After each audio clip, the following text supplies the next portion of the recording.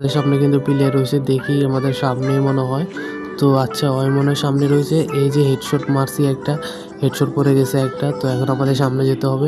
প্লেয়ারটা কিন্তু খুবই ভালো খেলে, খুবই দুর্দান্ত খেলে। আমাদের কিন্তু সামনে গিয়ে ওকে মারতে হবে। তো দেখি প্লেয়ার কিন্তু আমাদের সামনে রয়েছে। না ভাই, এদিক তো প্লেয়ার তো নাই। এখন আমার প্লেয়ারটাকে রিভেভটা দিয়ে দিই। প্রথমত আমার প্লেয়ারকে রিভেভ না দিলে কি হবে?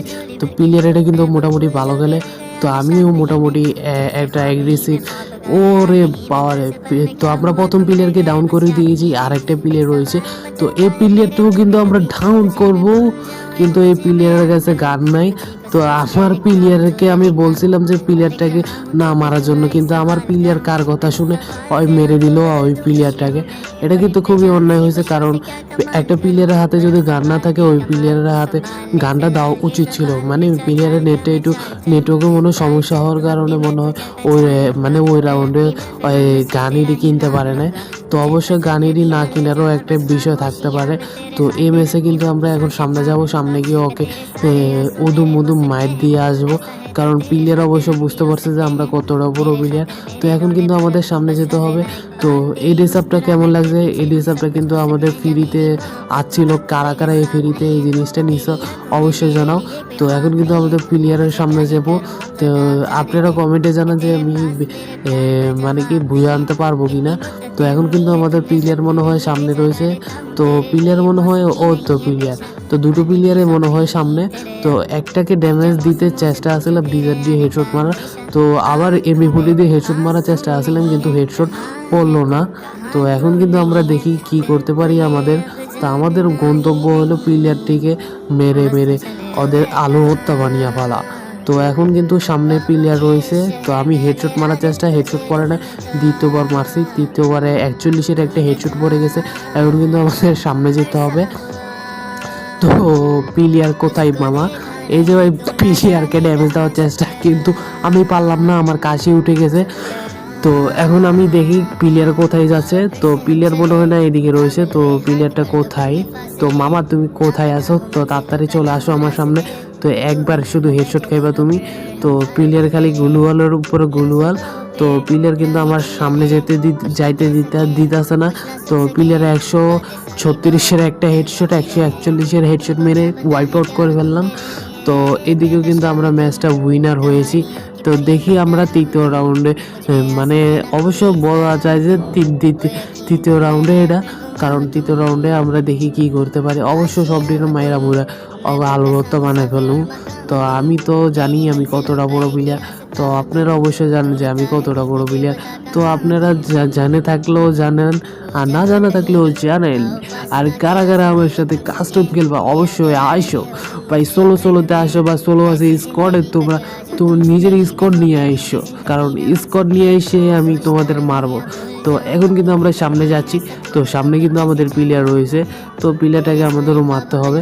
তো প্লেয়ারকে আমি কিন্তু একটু কনফিউজ হিসেবে মারার চেষ্টা করব, কারণ আমি একটু ব্যাকআপ সাইডে আমি সবসময় মারার চেষ্টা করি, কারণ আমার অত পরিমাণে হেডশট পড়ে না তাই। তো ওই প্লেয়ারটিও মনে হয় না অত পরিমাণে আমার মতোই খেলে। তো আমি একটু ব্যাক সাইডে মারার চেষ্টা করছি, যেহেতু পুরো প্লেয়ার একটু খেলা না দেখালে হয়। তো এই দিক থেকে আমি খালি হেডশট মারতে মারতে একটাকে ডাউন করে ফেলেছি। তো আরেকটা প্লেয়ার রয়েছে, তো ওটাকেও কিন্তু আমরা হেডশট মেরে ওয়াইপ আউট করে ফেলছি। মানে প্লেয়ারটি মানে নিজে একটু বেশি পুরো প্লেয়ার ভাবছে যে গুলওয়াল সারা বাইরে দাঁড়া রয়েছে। তো হয় কি জানে না এমবি40 কিং ওর সামনে আছে, ওরা হেডশট মেরে দিব, হয় কি বুঝতে পারে না নাকি? তো অবশ্য মনে হয় বুঝতে পারে না যে এমবি40 কিং ওর সামনে চলে আসে। তো এখন কিন্তু আমরা সামনে যাব, সামনে গিয়ে প্লেয়ারটাকে ওয়াইপ আউট করে ফেলবো। তো দেখি আমরা প্লেয়ারটাকে কতটা ভয়ঙ্করভাবে মারতে পারি। তো আমার প্লেয়ার যেটা রয়েছে সেটাও কিন্তু মোটামুটি ভালো খেলে। মানে এইসব প্লেয়ার সব কয়েকটা ওয়ার্ল্ডের প্লেয়ার আর কয়েকটা আমার ফ্রেন্ড লিস্টের প্লেয়ার।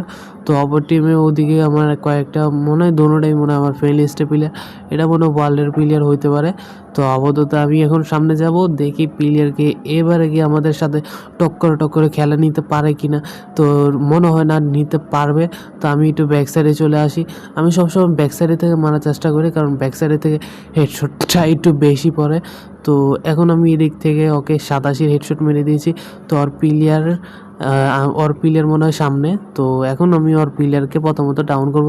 আমি ভাবি অয়ও পিছন দিয়ে আসতে পারে, অয়ও সামনে দিয়ে আসতে পারলে আমি দুই জায়গা দিয়ে মাইরকে ডাউন হয়ে যেতে পারি।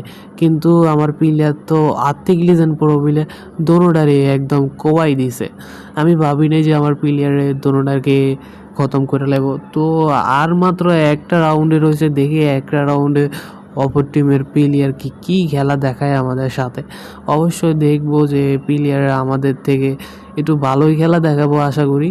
তো আমরা ওদের থেকে আশা করব যে ওরা আর একটা রাউন্ড তো নিছে, ঠিক আছে, আর একটা রাউন্ড নেওয়ার আশা করব ওদের থেকে।